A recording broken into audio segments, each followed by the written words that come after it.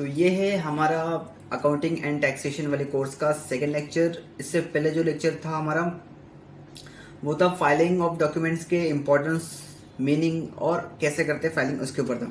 ठीक है, इसमें फाइलिंग का एक्चुअल मीनिंग क्या होता है, फिर उसमें आपको इम्पोर्टेंस समझाया था। उसके अंदर फिर फाइलिंग करते कैसे हैं, जो कि बहुत ज़्यादा इंपॉर्टेंट है, वरना फिर उसमें लोग गलती करेंगे। फिर किस किस तरह के डॉक्यूमेंट चाहिए होते हैं फाइलिंग के अंदर। ठीक है, वो एक जस्ट ओवरव्यू दिया था मैंने अभी। तो आज का जो लेक्चर है हमारा अलग अलग टाइप के जो डॉक्यूमेंट्स होते हैं। ठीक है, मैंने फर्स्ट लेक्चर में सिर्फ बताया था कि सेल बिल होता है, परचेस होता है, क्रेडिट नोट, डेबिट नोट, ये सब अलग अलग तरह के डॉक्यूमेंट्स का बस नाम बताया था। अब वो ना क्या क्या डॉक्यूमेंट्स है, उनके मीनिंग क्या है, दिखते कैसे है, तो कल को अगर आपके सामने कोई डॉक्यूमेंट आए तो आप पहचान पाओ कि हाँ भाई ये सेल का बिल है, ये परचेज का है, ये वेट रिसिप्ट है, या फिर डिलीवरी नोट है, पीआई है, पीओ है, सो जो भी है आप पहचान पाओगे बराबर। उसके बाद आपको उसके अंदर फिर क्या क्या माइक्रो डिटेल्स है जो ध्यान में रखनी है। नॉर्मल जो डिटेल्स होती है सेल बिल में क्या होना चाहिए, वो तो कोई आपको 10वीं फेल भी बता देगा कि भाई ये डिटेल होनी चाहिए। बट जो माइक्रो डिटेल होती है, जो आप प्रोफेशनल लेवल पे काम करते हो ना, तो बहुत छोटी छोटी डिटेल्स होती है जो कोई नहीं बताएगा आपको, अनलेस अगर आप काम कर रहे हो तो। और वो भी कुछ फॉर्म में बताते हैं, कुछ में नहीं। मैंने ज़्यादा जितना देखा है उसके हिसाब से बता रहा हूँ। ठीक है, तो कुछ भी डाउट आएगा तो पूछना। आप पहला वाला वीडियो देख लो, कुछ अगर डाउट होगा तो पहला वाला पुराना वाला वीडियो देख लो। इससे पहले जो वीडियो अपलोड किया है मैंने लेक्चर नंबर 1। ठीक है, ये सेकंड लेक्चर अच्छे से देखो। कुछ भी डाउट आएगा, पूरा लेक्चर देखो, डाउट आएगा तो एक साथ नोट करके एक साथ मुझे पूछना, टेलीग्राम पे या फिर अपना इंस्टाग्राम पे। ठीक है, चलो अभी मैं तुमको एक एक करके सारे, पहले तो बिल्स के मीनिंग बताता हूँ, उसका तुमको दिखाऊंगा बिल्स। ठीक है, सबसे पहले अपना जो बिल होता है, एक सेकंड मैं एक पर्ची ले लूँ, मतलब मैं भूलूँ ना कि भाई मुझे क्या क्या बिल्स मैंने सिखाया थोड़ा सा। चलो अब एक एक करके बिल बता रहा हूँ मैं। कुछ भी अगर लगेगा तो लिख के रखो, वरना फिर बाद में दिक्कत आएगी। ठीक है, सबसे पहला सेल का बिल। एक चीज़ ध्यान में रखो, अपने पास तो अभी बिल तो बहुत सारे हैं, sale bill, credit note, debit note, purchase, delivery note, चालान, जेवी, बहुत बहुत कुछ है। लेकिन अगर आप सेल का बिल समझ गए अच्छे से, सेल का बिल अगर अच्छे से समझ गए तो आप बाकी के बिल भी अपने आप समझ जाओगे। ठीक है, अपने आप या फिर जल्दी समझ जाओगे। जैसे जो चीज़ आपके सेल बिल में आपको देखनी होती है, वही सेम चीज़ आपके परचेज बिल में भी है। वही सेम चीज़ आपके डेबिट नोट में भी आएगा, क्रेडिट नोट में भी आएगा आपके, फिर उसके बाद आपके और भी जितने भी डॉक्यूमेंट्स आते हैं वो उसमें भी आएगा। ठीक है, पीआई ले लो, पीओ ले लो, थोड़ी बहुत डिटेल्स आगे पीछे होगी, बट ज़्यादातर चीज़ें वही रहेगी। और आपको क्या आपको देखना है वो आप समझ जाओगे अच्छे से। ठीक है, तो सेल का बिल सबसे ज़्यादा इंपॉर्टेंट है, सेल का बिल। अब सेल के बिल में एक सेल का बिल हो गया। अब डॉक्यूमेंट्स पहले कितने टाइप के होते हैं मैं आपको वो फटाफट एक्सप्लेन करता हूँ। ठीक है, क्या होते हैं और क्या मीनिंग है। सेल का बिल तो पता ही है, सेल कर रहे हो वो। फिर आपका एक परचेस का बिल हो जाता है। परचेस के बाद आपका एक आता है डेबिट नोट और क्रेडिट नोट। एक्सप्लेन करूंगा मैं अच्छे से डॉक्यूमेंट दिखाने के बाद, लेकिन पहले ये चीज समझो। डेबिट नोट सिंपल भाषा में, अगर आपकी परचेस रिटर्न है तो आप डेबिट नोट इशू करते हो, अगर आपकी सेल्स रिटर्न है तो आप क्रेडिट नोट इशू करते हो। ठीक है, ये चीज़ फिलहाल के लिए, अभी मैं और डीप में समझाऊंगा जब मैं डॉक्यूमेंट दिखाऊंगा तब। ठीक है, डेबिट नोट क्रेडिट नोट समझा, सेल परचेस समझा।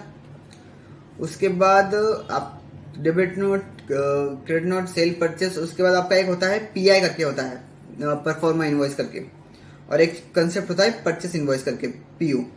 ठीक है, जब भी आप पार्टी को सेल करना होता है ना, तो आप अगर कच्चा बिल जब देना होता है, कच्चा बिल, ठीक है, पक्का बिल नहीं, कच्चा बिल जब देना होता है, जस्ट पार्टी देखती है सब फॉर्मेट कैसा है, क्या रेट लगा रही सामने वाली पार्टी, क्या पेमेंट का प्रोसीजर क्या रहेगा, वो सब जब देखती है, कंफर्म करती है, उसके बाद पक्का बिल मांगती है। पक्का बिल मतलब टैक्स इनवॉइस मांगती है। जितने भी सेल के बिल होते हैं पक्के बिल, अगर आप देखोगे ना तो उसके ऊपर हमेशा टॉप पे लिखा होगा टैक्स इनवॉइस। साथ में भले कुछ भी लिखा हो, GST tax invoice, tax invoice, tax invoice GST, कुछ भी नाम लिखा हो, टैक्स इनवॉइस लिखा आ रहा है मतलब वो फाइनल बिल है। फाइनल इन द सेंस उसको कंसिडर किया जाएगा जीएसटी के अंदर। इतना समझ रहे हैं? ठीक है, तो आपका पीओ को कभी भी, पीओ हो गया आपका, पीआई होगा, इन सबको कभी भी कंसीडर नहीं करते। ठीक है, पीआई मतलब समझा आपको, पार्टी को जब सेल करना होता है तो सेल करने से पहले एक कच्चा बिल भेजते हैं, कच्चा बिल भेजते, पीआई भेजते, वो देखता है, उसके बाद वो कंफर्म करता है। पीओ का कंसेप्ट कैसा है थोड़ा समझो।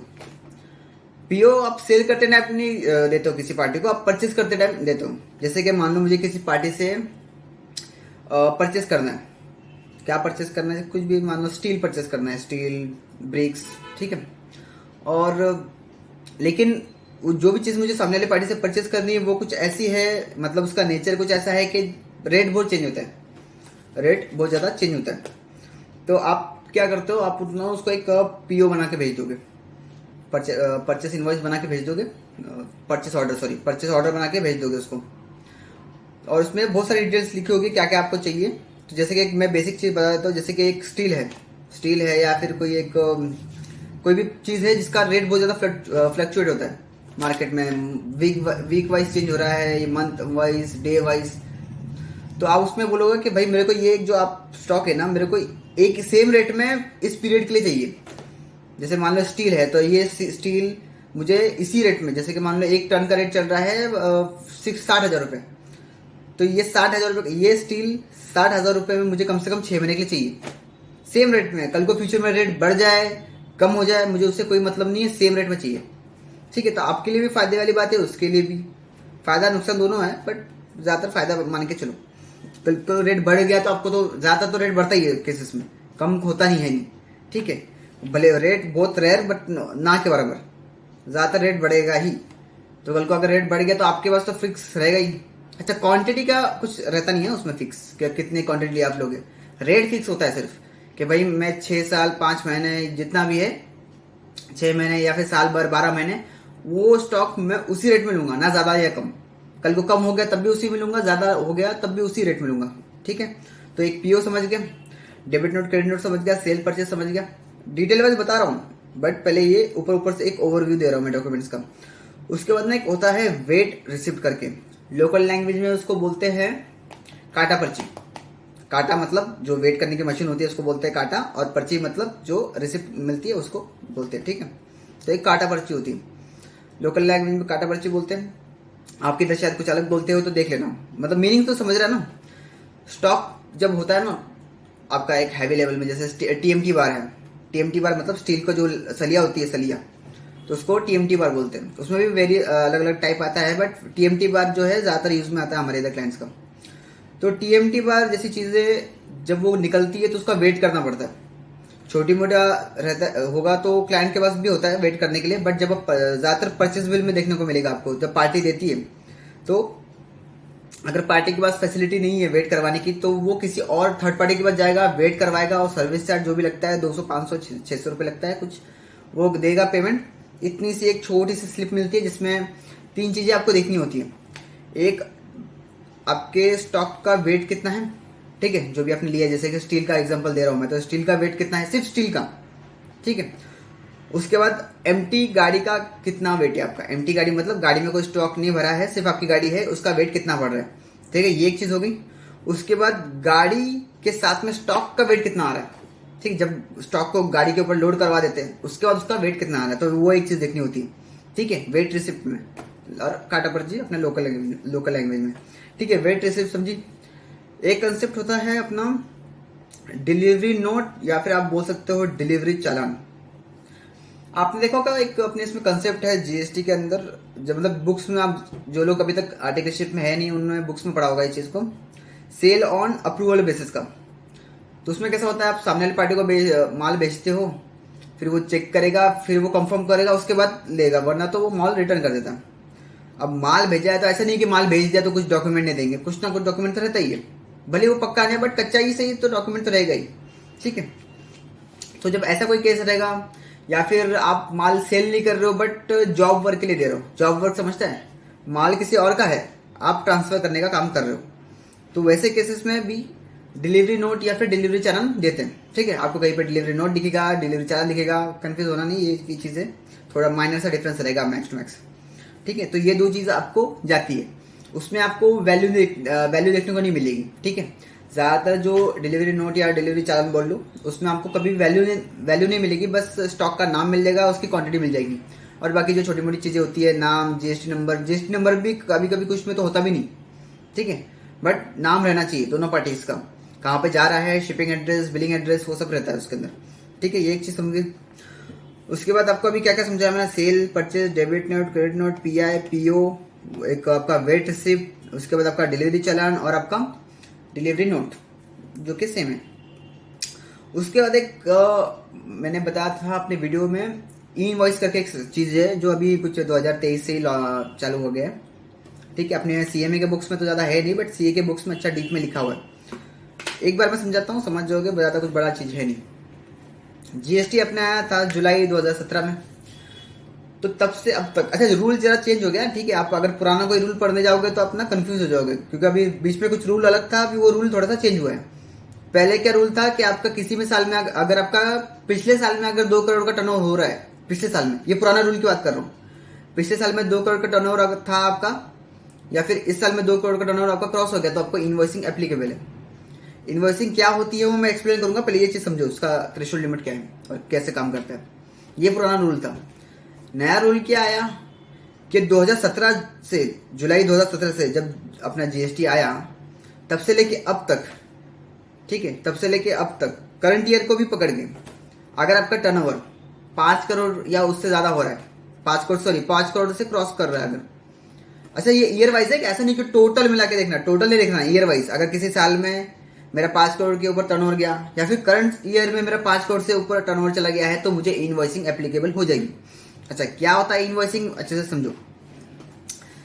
नॉर्मली जो जीएसटी का काम ओपन करते हैं, तो कुछ लोग नॉर्मल जो बिल होते हैं उनको हाथ से अपलोड करते हैं। ये सबसे बेसिक लेवल है कि हाथ से अपलोड करना। आपको मैनुअली जीएसटी नंबर डालना पड़ता है, वो डिटेल ले लेगा, फिर हाथ से इनवॉइस नंबर और आपका invoice date, taxable value, invoice value, वो सब आपको हाथ से डालनी पड़ती है। ये मैनुअल काम है जो कि अवॉइड करना हमेशा, ठीक है। दूसरा एक ऑटोमेटिक तरीका होता है, आपके टैली के अंदर जो आप बिल डाले आपने सेल के, उसकी एक जेसन फाइल निकलती है, इंक्रिप्टेड फाइल होती है, उसको फिर आपको जीएसटी के पोर्टल पे अपलोड करना होता है। ठीक है, एक फाइल होगी जो आप टैली से निकालोगे, जैसे आप टैली पे उस जीएसटी पोर्टल पे अपलोड करोगे इस फाइल को, तो वो सारे बिल उसमें दिखा देगा आपको जीएसटी के पोर्टल पे। वो भी कैसे होता है कि हम GSTR1 का जब वीडियो आएगा तो उसमें देख लेना, ठीक है। ये चीज समझी, सारे बिल ऑटोमेटिक ले लेगा, ये जेसन फाइल का होता है। फिर भी आपका मैनुअल काम तो हो ही रहा है, मतलब आप बिल बना के क्लाइंट को दे भी रहे हो, फिर जीएसटी के टाइम पे उसको हाथ से भी अपलोड कर रहे हो, या फिर जेसन फाइल से अपलोड कर रहे हो, कर तो रहे हो ना। बट तो ये वाला जो सिस्टम है आपका इनवॉइसिंग का, इसमें कैसा होता है कि आपने बिल बनाया, एक आईडी पासवर्ड पूछेगा, जैसे सारी चीजें आपने डाल दी, थोड़ी 2-3 चीजें जरा सा एक्स्ट्रा चेक करनी होती है इनवॉइसिंग के टाइम पे, वो मैं बताऊंगा बनाते वक्त। जैसे आपका हो गया सब चीजें बनानी, अब जैसे उसको सेव करोगे ना टैली के अंदर, तो वो एक आईडी पासवर्ड पूछेगा, आईडी पासवर्ड डाल दोगे, फिर वो सीधा आपको एक आईआरएन जनरेट करके देगा आपके बिल के ऊपर। आईआरएन जनरेट होगा, एक इंक्रिप्टेड जैसा होता है। कभी आपने एड्रेस चेक देखा है, बिटकॉइन मतलब क्रिप्टो करेंसी में जो एड्रेस होते हैं छोटे छोटे, वो इंक्रिप्टेड होता है, वैसे दिखता है एकदम से। उसमें डेट आ रही होगी और ये 2-3 चीजें होगी, उसमें क्यूआर कोड होगा, ये 3-4 चीजें आपको उसमें देखने को मिलेगी, ठीक है। जैसे आप बनाओगे वो ऑटोमेटिक पोर्टल पे चढ़ जाएगा, हाथ से आपको चढ़ाने की जरूरत नहीं पड़ेगी। आज चढ़ाओगे अगले दिन पोर्टल दिखेगा, तो एक दिन का एक टाइम गैप होता है उसके अंदर। इसलिए जितने भी क्लाइंट होते हैं जिनका GSTR1 का काम है, जिनमें इनवॉइसिंग एप्लीकेबल है, उनका काम हम 8-9 तारीख तक खत्म करते हैं, ताकि अगर कल को लेट भी हो गया तो कम से कम 10 तारीख तक वो काम हो जाए, क्योंकि एक दिन का टाइम लगता है पोर्टल पे चढ़ने के लिए इनवॉइसिंग, ठीक है। इनवॉइस समझ गया, डिटेल में और एक्सप्लेन करूंगा, बट इतनी चीज समझ गई आई होप सभी को। इनवॉइसिंग के बाद एक कंसेप्ट होता है ई वे बिल का। ई वे बिल तो ज्यादातर लोगों को पता ही होगा, नहीं पता होगा तो एक बार मैं फटाक से रिवीजन करवा देता हूँ, फटाफट डिटेल में भी बताऊंगा। इनवॉइसिंग में तो अगर मान लो मेरा स्टेट से बाहर माल जा रहा है, गुड्स की बात करो, ठीक है, सर्विसेज में ई वे बिल नहीं लगता। गुड्स जा रहा है मेरा हो, या फिर मैं किसी और का माल भी ले जा रहा हूँ, तब भी ई वे बिल लगता है। भले ही मेरा माल मैं किसी और गोडाउन में शिफ्ट करवा रहा हूँ, तब भी ई वे बिल लगता है। लोगों को लगता है, लोगों को कैसा मिसकंसेप्शन है कि भाई माल जा रहा है, खुद का माल का अगर मैं ई वे बिल बना दूंगा तो मुझे टैक्स लायबिलिटी आ जाएगी, जो कि नहीं है एक्चुअल में। अच्छा वो कंसेप्ट थोड़ा आगे समझाऊंगा, वरना अभी आप कंफ्यूज हो जाओगे। 50,000 50,000 से ऊपर का अगर माल है, व्हीकल के थ्रू ट्रांसफर हो रहा है, तो मुझे ई वे बिल बनाना एक रिक्वायरमेंट होती है। ई वे बिल बनाने के बहुत सारे तरीके हैं, एक आपका टैली से भी बना सकते हो, और एक होता है आपका पोर्टल से। दोनों बताऊंगा मैं बाद में, ठीक है, अगला जो उसका लेक्चर आएगा। तो ये चीज समझी, 50,000 से ज्यादा का बिल है। अच्छा ये एक चीज ध्यान रखना, 50,000 की जो लिमिट है ये महाराष्ट्र के लिए। अगर महाराष्ट्र के बाहर अगर आपका बिल मार्केट, अगर आप महाराष्ट्र का आपका रजिस्ट्रेशन है और महाराष्ट्र के बाहर आउट ऑफ स्टेट आपका जा रहा है अगर माल 50,000 से ज़्यादा, तो आपको ई वे बिल बनाना है। और अगर आपका विद इन स्टेट है महाराष्ट्र के लिए, और तो 1 लाख के ऊपर बिल जब जाएगा, इनवॉइस वैल्यू, ठीक है, इनवॉइस वैल्यू, टैक्सेबल वैल्यू नहीं, इनवॉइस वैल्यू, यानी कि आपका टैक्सेबल वैल्यू प्लस टैक्स वो आप मिलकर आता है आपका इनवॉइस वैल्यू। तो वो जब आपका 1 लाख से ऊपर जाएगा, सेम 50,000 में भी वही देखना है इनवॉइस वैल्यू और इसमें भी वही देखना है, 1 लाख से ऊपर जब जाएगा तब आपको बनाना है आपका ई वे बिल। ई वे बिल का पोर्टल से थोड़ा सा टाइम लगता है, बट नॉर्मल जो आपका होता है ना टैली, उसमें जैसा आप बिल बनाओगे तो वो ई वे बिल भी बना देता है, बस थोड़ी 1-2 डिटेल जो है वो एक्स्ट्रा देनी पड़ती है, ठीक है। तो वो टैली वाला सिंपल पड़ता है, वो भी मैं बताऊंगा कैसे बनाते हैं। तो ई वे बिल का समझा। सेम इसमें भी आपको QR कोड मिल जाएगा, इसमें आपको एक ई वे बिल नंबर मिलेगा, ठीक है। एक स्पेसिफिक इंक्रिप्टेड नंबर नहीं होता, नॉर्मल से एक नंबर लिखा होगा, कुछ डिजिट में लिखा होता है, 10-15 को जो भी है देख लेना, एक डेट लिखी होगी, थोड़ा बहुत एक्स्ट्रा डिटेल्स आ रही होगी ई वे बिल के हिसाब से, वो सब है, ठीक है। ज्यादा कोई इतना लेंदी है नहीं और ना कोई इतना डिफिकल्ट है, बस इतनी चीज याद रखना, state, with in a state और आउट ऑफ स्टेट के लिए अलग अलग लिमिट्स है, और ये अलग अलग स्टेट के हिसाब से, ये जो मैं बता रहा लिमिट जो मैंने अभी बताई ये महाराष्ट्र के हिसाब से। अगर आप राजस्थान, दिल्ली के और स्टेट से हो तो एक बार अपने स्टेट की लिमिट जो है चेक कर लेना, ठीक है। ये हो गया, ई वे बिल हो गई। उसके बाद मैं एक और चीज चेक करूँ और क्या क्या बताना है आपको, और 1-2 चीज रह गई मेरे ख्याल से, ठीक है। क्रेडिट नोट हो गया, डिलीवरी चालान, ई वे बिल, इनवॉइसिंग हो गया। फिर उसके बाद आपको ये बता दिया मैंने, परफॉर्मा बता दिया, परचेज, सेल बिल हो गया। एक लास्ट चीज रह गई है अपने ट्रांसपोर्टर का। ई वे बिल के साथ में ये बताया मैंने, अगर आप किसी और का माल भी ले जा रहे हो तो किसी और का माल कैसे ले जाऊंगा मैं, अगर मैं ट्रांसपोर्टर हूं तो, ठीक है। तो जब भी कोई ट्रांसपोर्टर आपका माल लेके जाता है तो वो आपको एक ट्रांसपोर्टर का भी ये देता है, बिल देता है, ठीक है। तो ट्रांसपोर्टर का बिल भी आपको अटैच करना पड़ता है आपकी फाइलिंग के साथ में, जो मैंने शायद पिछले वाले वीडियो में बताया भी है। ट्रांसपोर्टर के बिल में भी आपको अमाउंट दिखेगी सीधा, आपको नाम भी, कभी कभी तो नाम भी नहीं होता स्टॉक का, कुछ केसेस में होगा, कुछ केसेस में नहीं होगा, नाम होगा और क्वांटिटी होगी या फिर नहीं होगी, सीधा वैल्यू आ रही होगी, बट वैल्यू आ रही होगी ट्रांसपोर्टर वाले बिल में, ठीक है। और जो ट्रांसपोर्टर रहता है आपको पता ही है, GTA में आता है, गुड्स ट्रांसपोर्ट एजेंसी वाला, तो वो आपको RCA में भरना पड़ता है। अच्छा, अगर सामने वाला रजिस्टर्ड होगा अगर, ठीक है, वही उसकी थ्रेशोल्ड लिमिट क्रॉस हो गई, उसने GST में रजिस्ट्रेशन ले लिया, अगर GTA ने, गुड्स ट्रांसपोर्ट एजेंसी ने, और वो आपका माल लेके जा रहा है, तो वो हर महीने अपने पोर्टल पे दिखाएगा कि मैंने इन लोगों को सर्विसेज दी है, तो वो ऑटोमेटिक आपके पोर्टल पे रिफ्लेक्ट करेगा RCM में, और फिर RCM आप इस महीने पे करोगे, अगले महीने इसको रिसीव करोगे।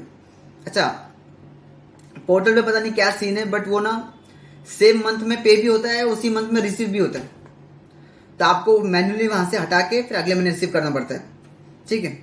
अगर वो ऑटोमेटिक आ रहा होगा तो, नहीं तो आप हाथ से इस महीने हाथ से डालो और अगले महीने उसको ऑटोमेटिक रिसीव भी कर लो अपना क्लेम एलिजिबिलिटी से। वो कैसे करते हैं वो भी बताऊंगा मैं GST या 3B के टाइम पे, ठीक है।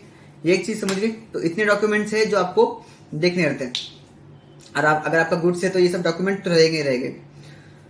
सर्विसेज के टाइम पे 1-2 डॉक्यूमेंट कम हो जाता है, जैसे कि आपका ट्रांसपोर्टर का नहीं रहेगा, आपका काटा पर्ची नहीं रहेगी, वेट रिसिप्ट, उसके बाद PO भी बहुत कुछ लोग इशू करते हैं, कुछ लोग इशू नहीं करते, तो वो भी हो या ना हो, वो आपको परचेज के टाइम पे मिलेगा ज्यादातर, जब आप परचेज के बिल चेक कर रहे होगे तभी आपको मिलेगा, ठीक है। उसके बाद आपका इसमें और क्या हो गया, एक PI भी कभी पार्टी भेजती है, कभी नहीं भेजती, तो जरूरी नहीं है ये सब डॉक्यूमेंट मिले ही, ठीक है। बट अगर मिल जाए तो आपको क्या मीनिंग है उस डॉक्यूमेंट का, यूज कैसे होता है, वो मैंने आपको बता दिया था, ठीक है। अब पूरा ध्यान सेल बिल के ऊपर रखो, मैं सेल बिल बता रहा हूँ कैसे दिखता है।